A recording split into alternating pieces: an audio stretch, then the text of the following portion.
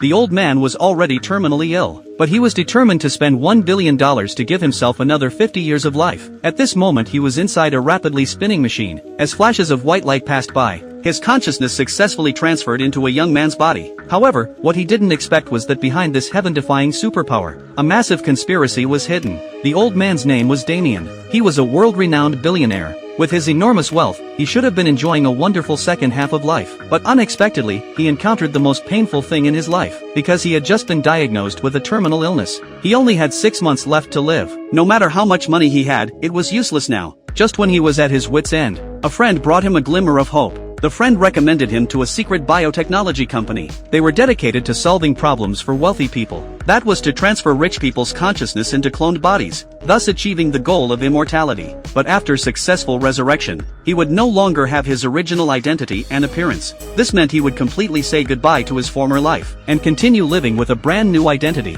At the moment, Damien only wanted to stay alive, so he didn't hesitate to pay the $1 billion fee. Once the surgery began, it would be irreversible. Damien, who had no more attachments, gave the man with glasses a definitive response. And so, after a burst of dazzling light, he successfully switched to a brand new body. At first, he was still resistant to his new body. Through a month of training, Damien had completely adapted to his new physique. Just like that, he enjoyed the happiness that rebirth brought without restraint. However, the good times didn't last long. This day, he suddenly experienced excruciating headaches. Images of a mother and daughter and war scenes appeared in his mind. These memories were so real, as if he had experienced them personally. Then Damien immediately found the man with glasses, but the other party told him it was just a hallucination. The Latina beauty in his dreams was just his imagination, but Damien had never revealed that the woman was Latina. This made him realize he was being enveloped by a massive conspiracy, so he returned home. Based on his dreams, he searched for information about a small town. Soon he found this place according to the coordinates.